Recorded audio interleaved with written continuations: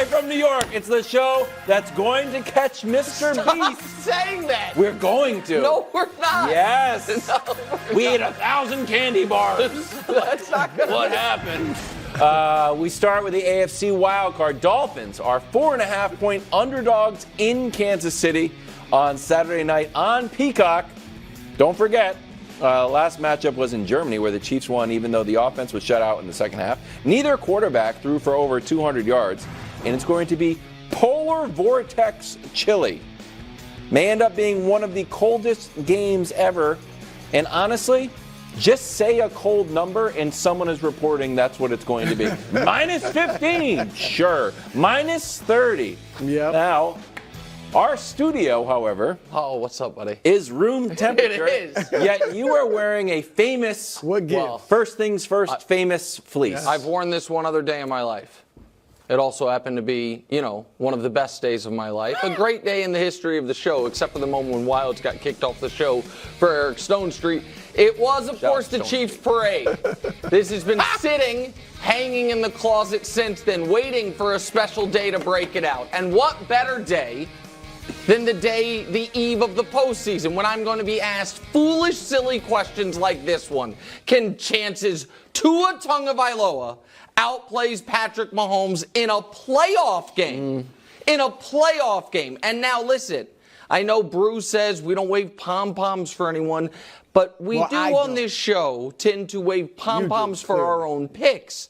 And I understand that's tough for both of you because Brew is, of course, without a Super Bowl pick at this point because he abandoned his pick of the Eagles. The Ravens. And Wildes claims to be with the Chiefs, but when you picked him to lose outright to the Patriots and to Bengals, which is why you got kicked off upset alert, and when all of the luminaries of Kansas City luminaries of Kansas City have absolutely, what did they say? Excommunicated you from the kingdom. I, of course, am the only one with a Super Bowl pick left standing. And let me tell you this weekend what is going to happen. I picked the Vikings. You did not pick the Ravens to at least get there. Yeah, I'm talking about a winner. I'm talking about a Super Bowl winner. I'm talking about a Super Bowl winner. Stop. And so what we have here is a guy who's never been in the playoffs, but when he's been in playoff adjacent scenarios, has played his worst football, and we can show you that. And he is going up against a guy who not only has been in the playoffs, and the reason those are playoff adjacent scenarios, I should say, Week 17, 2020 was a win and you're in. Week 17, 2021 was a win that week and the next week and you're in. Week 17 this year against Baltimore was for the 1 seed, and last week was, of course, for the 2 seed. And they're all losses, all poor games. So let's see how Patrick Mahomes, Brew, does in the postseason. Always really the best ever. And so then you ask this question, wait, has Patrick Mahomes ever been outplayed in a playoff game by the opposing quarterback? And the answer is yes, once. The Super Bowl against Tom Brady. That's the only game of his career where the opposing quarterback outplayed him. And so how is Patrick Mahomes... Some might argue, Josh, the game where Patrick Mahomes won, had more yards, had more touchdowns, and had more rushing yards? Unless you just, I don't remember what the stats were when Brady beat him in the AFC title game. Brady had 2 picks, Mahomes had none. Mahomes had more yards. Mahomes had a 120 passer rating. Brady had like 74. So since that one moment, no, the argument would be some would argue Burrow in the AFC title game, Mahomes lost, but Burrow actually didn't play that great in that game. So the answer is it's happened once. Since then, since the one time Mahomes was outplayed, how's he done? Oh, he's been even better. The only loss is that overtime AFC title game. So, Brew, I apologize for being long-winded here. But the answer is, of course, unequivocally, absolutely not. And I might just, listen, while I won't be in Kansas City this weekend, this would feel quite warm, even in negative 20-degree weather. But maybe we'll break this out again here in about a month. But go ahead. I disagree with that. It is very well lined. It's very well made. After this little display of arrogance and bombast, what? I hate to say this. Oh, he agrees. Well, Nick is right. Yeah. Thank you. It's slim to none. I'm not going none just by the chance, any given Sunday, who knows, but slim to none, okay? It's not just, we could sit here, you already showed us how great Mahomes is in the playoffs, but I could just talk about how bad Tua has been against good teams this year, or at least playoff teams. All right, look at these numbers, 1-5, but everything. Passing yards isn't even close, 60. Yards per pass, where he was one of the best. Absolutely, best in the league, one of the best in the league. But not terrible, but mediocre against good teams. TD interceptions, 6 games, you got 6 picks and only 7 touchdowns. You see the passer rating. So Tua is an entirely different quarterback against these good teams, all right? But then there's more. Oh. In his 5 coldest games of his career, and this is going to be one of the 5. Well, this will be. This might be number 1, this, right? This right That's now might be the second. They're saying it's in going to NFL be history. Second. Right? Yeah. Go ahead. He is. Yeah. To that. He is 0-5 with 5 touchdowns and 7 interceptions. Yeah. In the cold weather. Heck, anything below 70. And he's 6-13. 70. 70. It is what it is. I'm just giving you the facts. That's not great. So look, no, Tua is not going to outplay Mahomes. And throw on top of just the quarterbacks, throw on top of that the fact that Kansas City's defense is better. Is healthier. They get to the quarterback more now, barely, because Miami got to the quarterback too, but they're missing a bunch of their edge rushers, namely Bradley Chubb. And so Mahomes has struggled with pressure this year. Yep. But if I don't know that they're going to be able to get to him. No, no. Can I add to that just real quick? Go. So listen, you're right. Mahomes, everybody's passer rating drops massively when they're pressured. But Mahomes historically has been one of the best measured against other quarterbacks when pressured. You understand what I mean? Right. Like this year, he has not been that at all. Tua this year against league average when pressured is actually doing fine, but the potency of the offense falls off entirely because it's all timing. It's all timing, and so he goes from one of the most threatening quarterbacks in the league to just fine when pressured. And I think your point's the important one. Because of the injuries, because Miami literally has 3 active edge rushers who were not on active NFL rosters a month ago. Melvin Ingram, former Chief, Justin Houston, former Chief, and Bruce Irvin. Those 3 guys are all going to be playing this weekend. I just don't think they're going to be able to get the pressure. Right. And the Chiefs, for the second straight year, have been one of the most effective teams in the league at sacking the opposing quarterbacks and getting pressure. There's really no reason to believe Tua's going to outplay him. Yeah. There's no. The fact that you're so confident makes me want to be like, Well, Wildes, you've literally been picking against them all year. What did I write? What did you write? None. None. None. You were slim to none. So I'm even more confident. The one graphic Josh made was ranks this season rushing. If we think it's going to be so cold you can't even hold the ball or catch the ball. Are you worried at all that the Dolphins are first in yards per rush, or do you think that's just without the deep threat of Tyreek that they're a less potent rushing team? So I do think they are going to be less potent under these circumstances, and we'll talk about this more when we talk Tyreek. But I think one of the reasons they've been so dominant running the ball is because they're facing lighter boxes, because teams are so terrified of Tyreek and Waddle.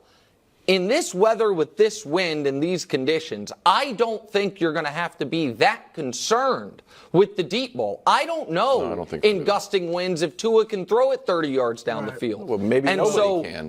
Right. I'm not saying Mahomes is like. Listen, Mahomes has a stronger arm than Tua. Yeah, but if it's a game that's just like we're not throwing. And I think the Buffalo game might be like that, where the winds are so bad. I don't think the winds are going to be that bad in this game, but I think they'll affect it. I also think that Miami has won games this year, and I think one of the reasons that their run numbers are where they are is when they have gotten big leads throwing the ball, they've then been able to salt games away on the ground, and they have so much speed. I look at them as an odd running team because they are a finesse running team. Right. They're a zone running team. They're not a power running team, which is typically what I think you would want, Brew, in these types of conditions and against this Chiefs defense. Like Derrick Henry would scare me in these conditions, even though the Titans' running game was not as effective. No, they're an odd running team, as you said, but I think the formula for them to win is going to be to have to run the ball. Yeah. And hopefully that'll loosen things up a little bit for Tyreek if you're a Dolphins fan, and then they can do some things. But they did run against them in the first game. 5.5 yards per carry, over 100 yards, so they could be effective. You don't think that Miami can sort of power and push and fight? They're breakdancing.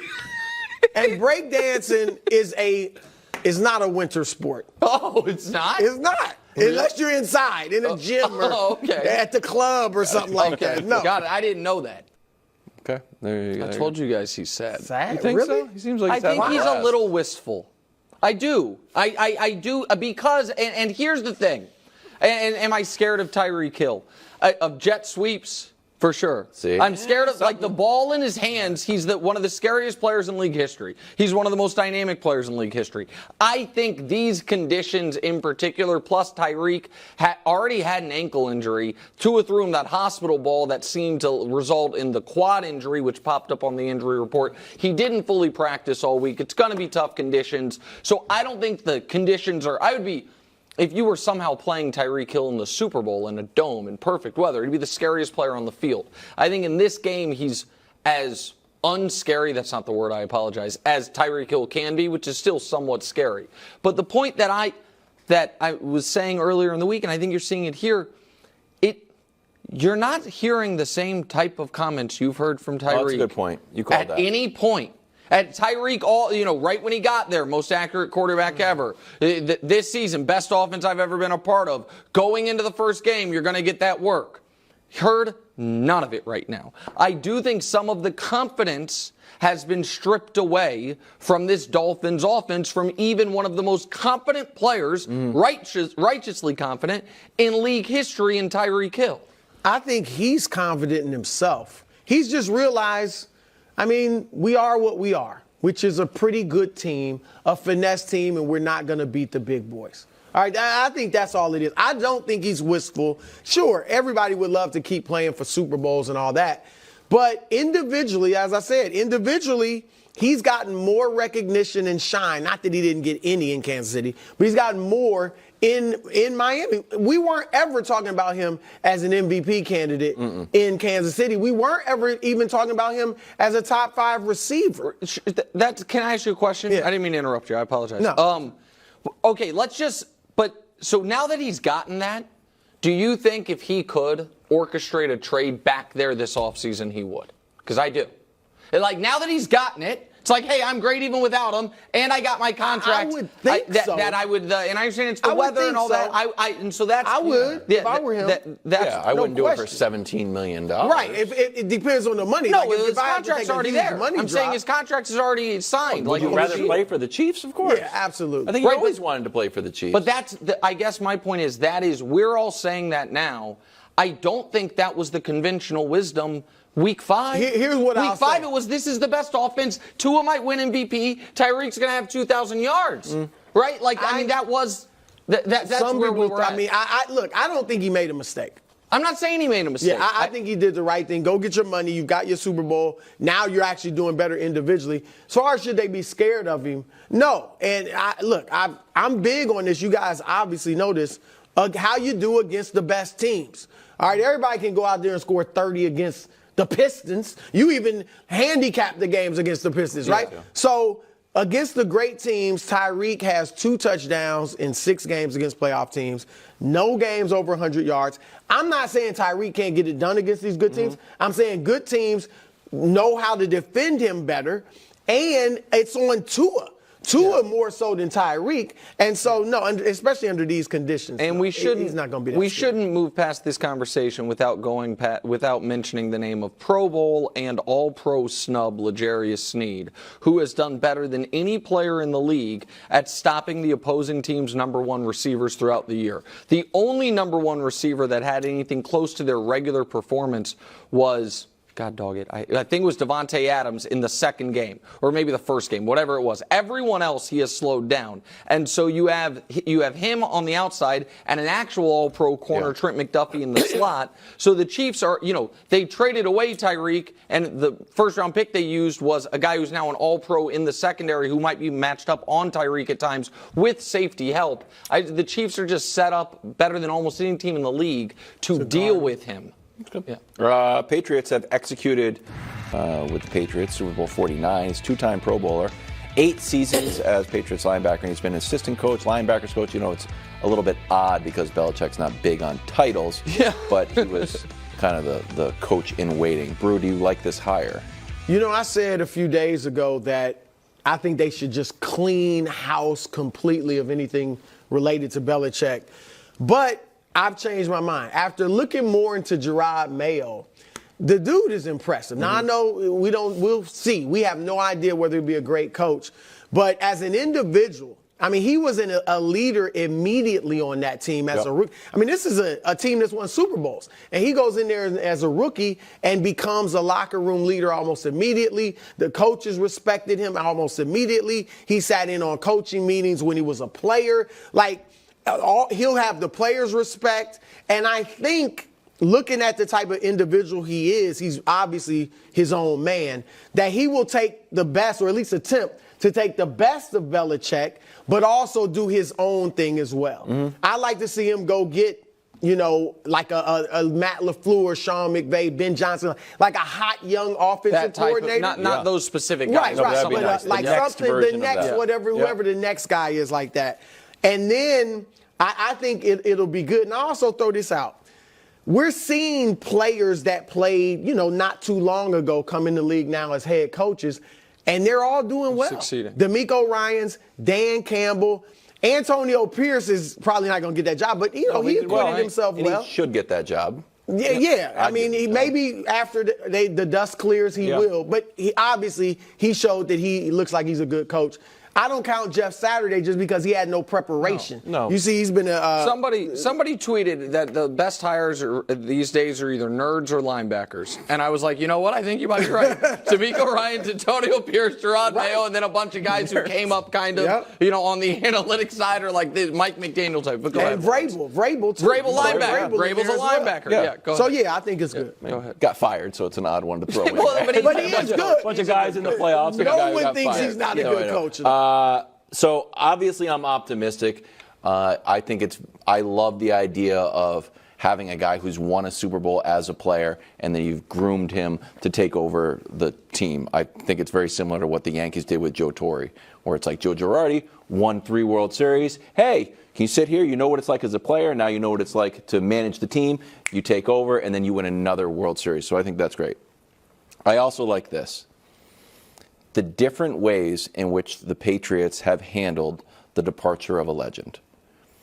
Bill Belichick leaves. Kraft says, good news. We've been planning on this for a while. In less than 24 hours, Jerod Mayo is the leader of the team. When Tom Brady left, pushed out, maybe he wanted to leave, his house was for sale, whatever it is. We had no idea what we were doing. We said, Cam Newton. We got Cam Newton. I was like, shocked. Wow, we got Cam Newton. Nope, that didn't work. Let's draft Mac Jones. That seems like it's going to work, but we don't set him up to succeed, and he turns out to be very fond of throwing the ball to the opponents. So that fell down. And then Belichick, if he wanted to stay, which is rumors, he wanted another crack at jump starting the team. Yeah. So I like the way, it's hard to predict the future, obviously, but I like the way that this has been handled in 20 hours. That's fair. All right, so if I just may give the counterpoint a bit quickly here. Okay. Listen, I have no reason to believe Jerod Mayo is good, bad, indifferent coach. I did think that the way he was talked about as a player reminded me of the way I was in Houston when D'Amico Ryans was a player, covering the Texans a lifetime ago, it feels like. And people were like, oh, he'll be an NFL head coach one day. And it seems like that's the way people talked about Mayo. Right. And so you are optimistic in that regard, but any first-time head coach, there's questions.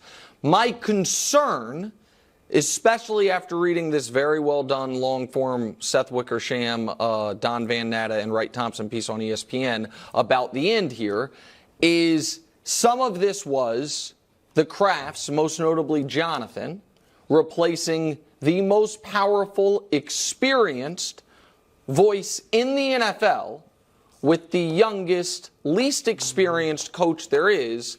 So all that other power falls at the feet of the Krafts, most notably the younger Kraft. And I'm always skeptical of that.